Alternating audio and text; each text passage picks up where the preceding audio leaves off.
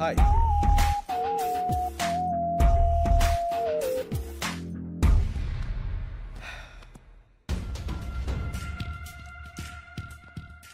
Shankar 3 years wait చేశా. ఇంకా నా వల్ల కాదు. This time you don't have choice. Money.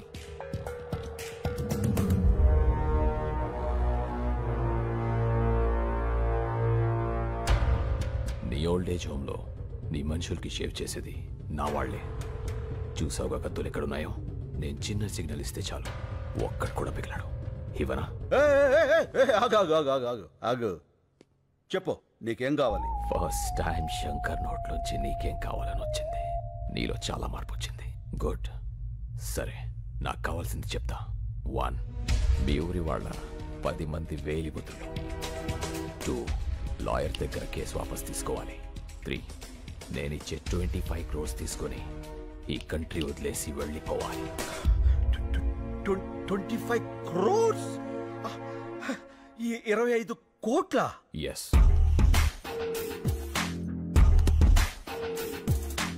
ఇవి 15 crores తీసుకో. మిగతా 10 crores పేపర్స్ ఇచ్చి తీసుకెళ్ళు. రే మళ్ళీ తెచ్చేరా బాక్స్. కార్పొరేట్ డబ్బులు తీసుకున్నాడు, ఏం చెప్పినా చేస్తాడు, ఏం చూపించినా చూస్తాడు అనుకుంటున్నావేమో. ఏదైనా నాకు నచ్చితేనే చేస్తా, నచ్చితేనే చూస్తా. కాదని బలవంతం చేస్తే కోస్తా. ఏ స్వీట్ వార్నింగ్. బాయ్.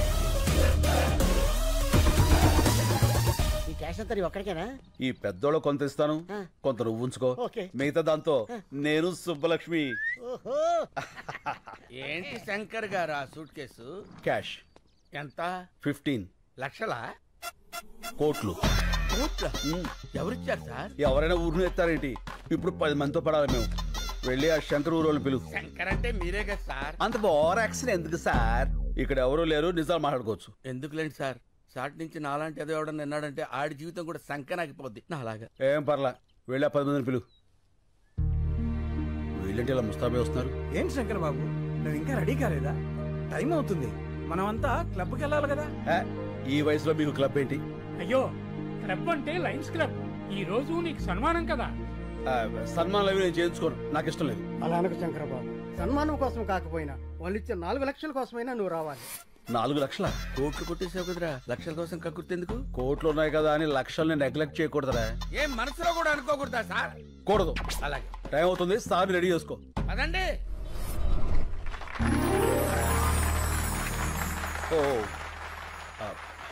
పదండి పదండి. ఏమైంది శంకర్ బాబు? అంతా నిలబడిపోయారు కదా, ఇంటికి వెళ్ళిపోవడానికి. షో అయిపోయినట్టుంది. ఇక్కడంతా నీ కోసమే ఎదురు చూస్తున్నారు కదా, నువ్వు వచ్చేవని లేచా. నా కోసం ఎదురు చూస్తున్నా. ఇప్పుడు నువ్వు శంకర్, ఈ శంకర్ గారు ఒకడు నన్ను తగులుకున్నాడు.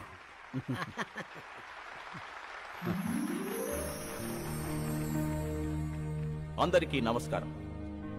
మనమందరం ఇక్కడ మీట్ అవ్వడానికి కారణం ఒక వ్యక్తి, పేరు శంకర్. అతను మొన్నటిదాకా సమాధానాల కోసం వెతుకుతున్న ప్రశ్న, ఇప్పుడు ఎన్నో ప్రశ్నలకి అతనే సమాధానం. ఎవరి శంకర్? ఆయన గురించి తెలియని వారి కోసం ఈ ఏవి. రాయలసీమలోని ఓ మారుమూల గ్రామం నీరూరు. పేరులోనే నీరుంది, ఊర్లో మాత్రం లేదు. రేపు బావుంటుందని ఎన్నో ఏళ్లుగా ఎదురుచూస్తున్న కరువు ప్రాంతం. ఇక్కడ ఓ సన్నకారు రైతు కుటుంబంలో పుట్టిన సామాన్యుడు కొణిదల శివశంకర వరప్రసాద్. నా పేరు వీర్రెడ్డి. నీరూరు మా ఊరు కాదు. నేను ఆ ఊరు అమ్మాయిని పెళ్లి చేసుకున్నా. ఆ ఊరు పంచాయతీలో మొట్టమొదటిసారిగా శంకర్ గారిని చూశాను. సరే, భూములు అమ్ముకోకూడదు అనేది మీ ఊరు కట్టుబాటే. కట్టంగా ఇచ్చిన పొలాలు కూడా అమ్ముకోకూడదు అంటున్నారే మా పిల్లలు. మీ ఊరు కల్లుడు కావడం మేము చేసిన తప్ప ఏంది? ఇప్పటికే ఆ కార్పొరేట్ కంపెనీ వాడు ఈ చుట్టుపక్కల ఉన్న 200 గ్రామాల్లో పొలాలన్నీ తీసేసుకున్నాడు. అందుకే ఈ ఊళ్ళో ఒక గుప్పెడ మట్టి కూడా వాళ్ళకి పోవడానికి వీలేదు. నీకు డబ్బే అవసరం అనుకుంటే ఇంకో రైతు కమ్మప్పా, వ్యవసాయం బతుకుద్ది.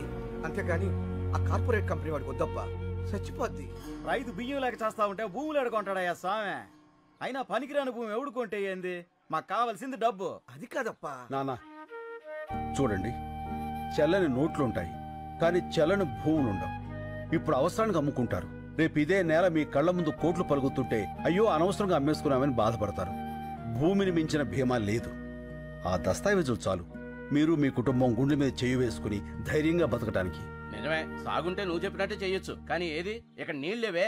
సాగులేదని భూమిని అమ్ముకుంటే సాకలేదని అమ్మని అమ్ముకున్నట్టే. అందరూ వ్యవసాయం చేయలేక చచ్చిపోతూ ఉంటే మీ ఊర్లో ఏంటయ్యా వ్యవసాయం వ్యవసాయం అని పడిచేస్తున్నారు? అవసరమా? వ్యవసాయం వ్యాపారం కాదు, బాధ్యత. రాజు పాలించడం, రైతు పండించడం బాధ్యతని మన వేదాల్లోనే ఉంది. అయినా ఇక్కడ నీళ్ళేవని ఎవరన్నారు? నేను హైడ్రాలజీ చదివాను. ఈ నేల కింద జలుంది. అది ఎట్టించి ఎటుతుందో తెలుసుకోగలిగితే ఈ జిల్లాలో ఉన్న చేలన్నిటికి ఇక్కడి నుంచే నీళ్ళు అందివచ్చు. 6 నెలల సంది ఇదే కదా చెప్తుంటా. ఆశలు కూడా పడలేక అలిసిపోతున్నావప్పా. పోనీ నా మాట వింటారా? నేను ప్రొఫెసర్ని. శంకర్తో పాటు వచ్చిన వీళ్ళిద్దరూ కూడా నా స్టూడెంట్సే. ఇది మీ ఊరి శాటిలైట్ పిక్చర్. ఇదంతా ఈ భూమి అడుగు భాగం. ఇక్కడ తెల్లగా ఉంది చూసారా? వాగు, గొప్ప జలనిధి. అందుకే ఈ ఊరు నీరూరైంది. ఆ కార్పొరేట్ కంపెనీ వాళ్ళకు అవసరమైంది. నిజానికి వాళ్ళకు కావాల్సింది మీ పొలాలు కాదు, ఈ భూమి కిందున్న జలాలు. సరే, ఆ వాగు ఎటెళ్తుంది, ఎంత లోతుంది, పైకి రావడానికి ఎంత ఈలుంది, ఇవన్నీ తెలిసేదాకా కంపెనీ వాళ్ళు ఉంటారా? వాళ్ళు వేరే ఊరు ఎత్తుకుంటే పోతే మా గతి ఏంది అంట, కాదు ఏంది అంట. నాకు కొంచెం టైం ఇవ్వండి. ఆ వాటర్ సోర్స్ గురించి తప్పకుండా తెలుసుకుంటాను. సరే, మీ బాధ ఏదో మీరు పడండి. అంతవరకు మా పిల్లల్ని ఏడనే వాళ్ళ పుట్టింట్లో ఇడిచి వెళ్తాం. మీరు నీరు చూపించాక అప్పుడు వచ్చి తీసుకెళ్తాంలే. రండయ్యా రండి. తొందరపడకండి. అప్పేదో నీరు మీరు పథకం పెడతానంటున్నాడుగా, అప్పుడు వద్దుగానే. మీకేం కాదమ్మా, నన్ను నమ్మండి. సాయి, నువ్వు కొంచెం రైట్కి రా. అన్నయ్య, పాలు అక్కడ పెట్టు. Corporate sector. అన్నయ్య, కార్పొరేట్ వాళ్ళు అంటారు. అసలు ఎవరు వాళ్ళు? మన సంపదని చిల్లర డబ్బులకు దోచేసి డాలర్స్ లో తిరిగి మనకే అమ్మేవాళ్ళు. ఒకప్పుడు బ్రిటిష్ వాళ్ళు, ఇప్పుడు ఈ కార్పొరేట్ వాళ్ళు. ఓ,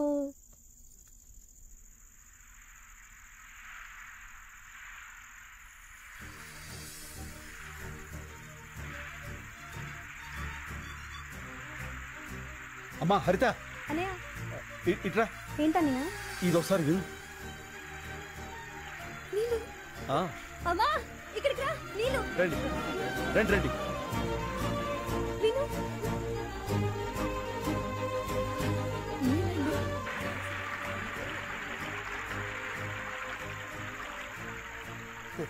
ఆ చైన్ ఎవరిది?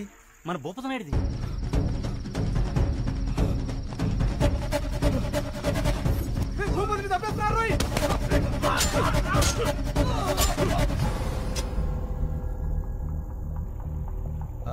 ఆ చేను కమరుద్దీన్ శంకర్ బాబు.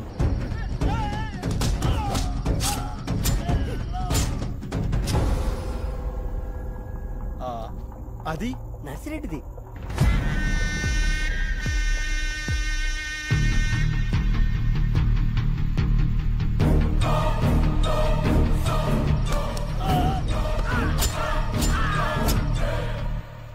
అదెవరిది? అది మందే అప్ప.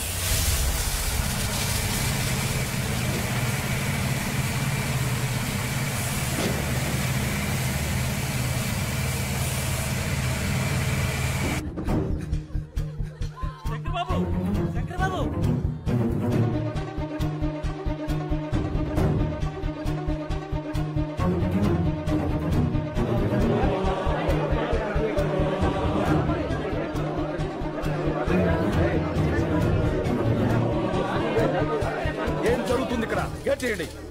ఎవరు మీరంతా? ఆ మాట అడగాల్సింది మేము. ఎవరు మీరంతా? మా భూములో మీ పనేంటి? కంపెనీ నుంచి మీకు ఏమైనా డబ్బులు రావాలా?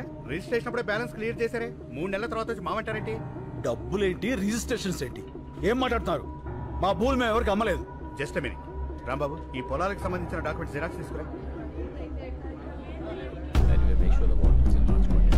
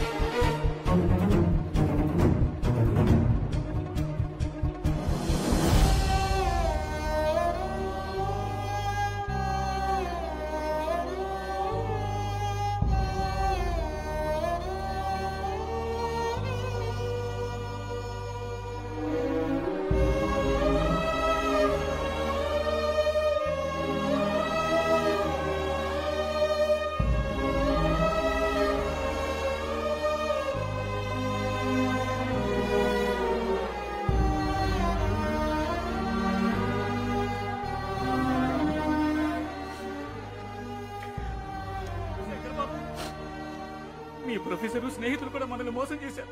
వాళ్ళు వాళ్ళ మనుషులే. ఏంటిది శంకర్ బాబు, మనం ఇంకెవరిని నమ్మాలి? వీళ్ళెవరూ కాపురాలకు పుట్టలేదు, కార్పొరేట్ కంపెనీలకు పుట్టారు. ఎవరైనా అన్నం ముద్దలు తిని బతుకుతారు, వీళ్ళు శవాల వేలు ముద్దలు తిని బతుకుతున్నారు. వదిలిపెట్టాం. ఇంతమంది ప్రాణాలు తీసిన వీళ్ళెవరిని వదిలిపెట్టరు. దీనికోసం ఎంత దూరాన్ని వెళ్తాను.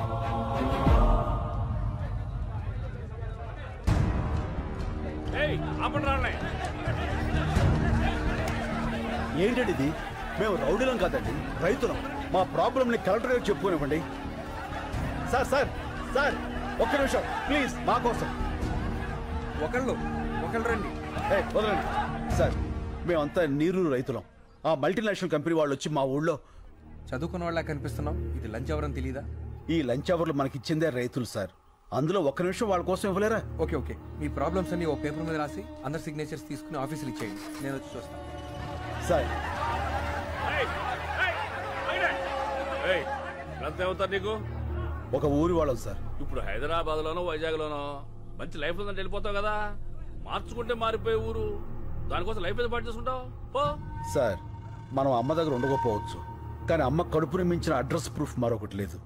ఊరు కూడా అంతే సార్, తల్లి గర్భం మారదు. ఇప్పుడు ఏం కావాలి? మా ఊరు మాకు కావాలి, మా చెవులు మాకు కావాలి. ఆ కార్పొరేట్ కంపెనీ వాళ్ళు మనుషులు చంపి మరీ వేలు ముద్రలు తీసుకున్నారు. వాళ్ళే చంపారంటే సాక్ష్యం ఏంటి? మా నాన్న శవం. మా నాన్న SSLC చదివాడు సార్. దానికి సంబంధించిన సర్టిఫికెట్లు ఇవి. వేలు ముద్ర వేయాల్సిన అవసరం ఆయనకేంటి?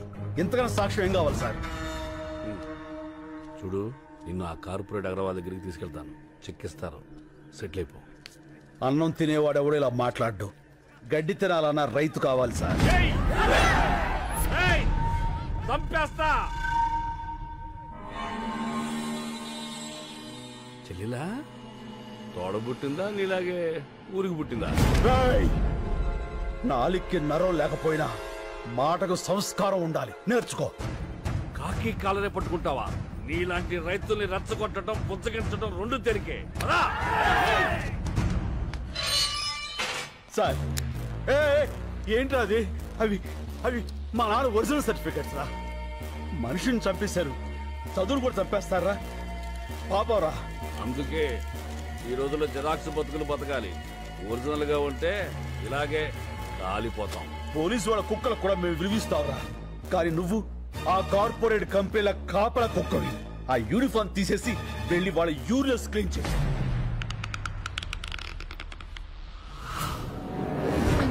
నా బిడ్డకేం కాదు కదా? ఏం కాదమ్మా.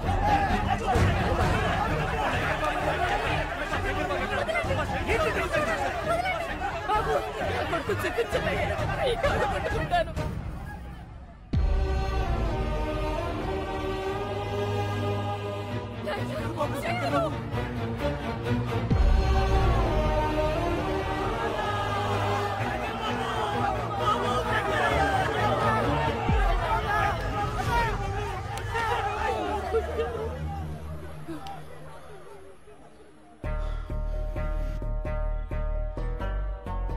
మట్టి తడవటం మానకూడదు. నీళ్లతోనూ కన్నీళ్లతోనూ మట్టి మాత్రం తడవాలి.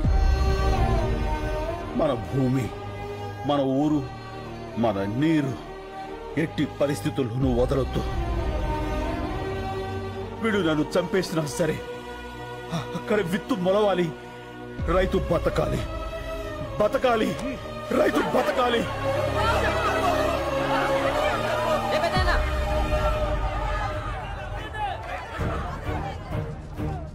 చూడండి, ఆ ఎదలకు ఏడుపు వినపడదు. అది వినిపించడానికి మీడియా ఉంది. అదంటే చిన్న ఛానల్, ఎవరికి తెలియదు. పెద్ద పెద్ద ఛానల్స్ ఉన్నాయి, పెద్ద పెద్ద న్యూస్ పేపర్లు ఉన్నాయి. నెంబర్లు ఇస్తాను, వాళ్ళ కాంటాక్ట్లోకి వెళ్ళండి. లేదంటే శంకర్ని చంపేస్తాను. ఆ నెంబర్లు ఇవ్వయ్యా. దినప్రభ. నమస్కారం అండి, నేను నీరూరు రైతులు మాట్లాడుతున్నాను. చెప్పండి, ఏమైనా జరిగిందా? మా శంకరాన్ని అన్యాయంగా అరెస్ట్ చేశారండి. ఈ రోజుల్లో మాక్సిమం అరెస్టులన్నీ అన్యాయంగానే జరుగుతున్నాయి. ఏదన్నా ఇంట్రెస్టింగ్ న్యూస్ ఉంటే చెప్పండి. ఇంట్రెస్టింగ్ అంటే ఏంటండి? జనానికి కావాల్సినవి. రైతు సమస్యలు జనానికి అక్కర్లేదండి. ఎవరికి కావాలయ్యా? సమస్య కూడా స్పైసీగా ఉండాలి. మంత్రి గారి ఇంటి మీద రాళ్ళేయండి, గంటకోసారి టెలికాస్ట్ అవుద్ది. రైతులందరూ కలిసి రైలు తగలబెట్టండి, 10 నిమిషాలకోసారి టెలికాస్ట్ అవుద్ది. రైతులకు అలాంటివి రావే. మీకు ఏదొచ్చో అది చెయ్యండి అయ్యా. అయ్యా, లాకప్లో శంకర్ని ఏ క్షణంలో అయినా చంపేయచ్చు. అదే కానీ జరిగితే ఫస్ట్ మాకే చెప్పండి. మీకు ఏ రేంజ్లో పబ్లిసిటీ ఇస్తామో చూడండి. మనం భూముల్ని కాపాడుకోవాలి, శంకర్ బాబుని కాపాడుకోవాలి. అది జరగాలంటే మన ఊరికి జరిగిన అన్యాయం దేశమంతా తెలియాలి. అన్ని టీవీల్ని పత్రికల వాళ్ళని మన ఊరికి రప్పించాలి. భూమిని నమ్మిన వాడి ఏడుపు భూమంతా వినపడాలి. అది జరగాలంటే మనం అనుకున్నదే చేయాలి. వాళ్ళ దృష్టిలో రైతు చేతకాని వాడే కావచ్చు, కానీ చావ చచ్చిన వాడు మాత్రం కాదు. ఆ రోజు వాళ్ళు తీసుకున్న నిర్ణయం మాస్ సూసైడ్, ఆత్మహత్యలు. నా పేరు రాజు, డిటీవీ రిపోర్టర్ని. ఆ సంఘటన రికార్డ్ చేసింది నేనే. ఆ రాత్రి వాళ్ళు వచ్చి బాటిల్ కంపెనీ ఏరియాకి నాకు తీసుకెళ్లారు. ఏమండి వద్దండి, ఇది కరెక్ట్ కాదండి, మీకు దండం పెడతా, నా మాట వినండి. మా మతంలో ప్రాణం తీయటం ప్రాణాలు తీసుకోవటం రెండు పాపమే, కానీ తప్పదు. మా ఊరి గురించి చావు తప్ప ఏదీ చెప్పదు. ఈ నీళ్లలో మా నెత్తురు కలుపుతున్నాం. ఫ్యాక్టరీనే మొదలైతే మీరు తాగేది రంగు నీళ్లు కాదు, ఆ రక్తపు నీళ్లు. మా శంకరాన్ని విడిపించండి, మా భూముల్ని మాకిప్పించండి. మా కన్నీళ్లను కూల్ డ్రింకుల్లాగా అమ్మే ఫ్యాక్టరీని ఆపించండి. ఇది మా చివరి కోరిక. కోత కోసి రైతుకు సహాయం చేసి కొడవలి పీక కోసి సహాయం చేస్తుంది.